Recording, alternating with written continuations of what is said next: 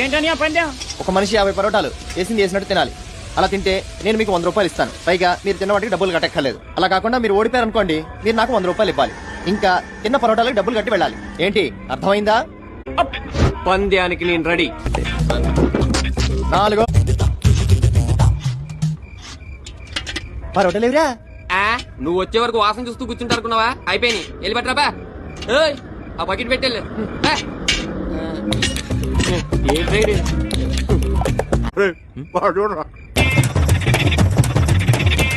Shankar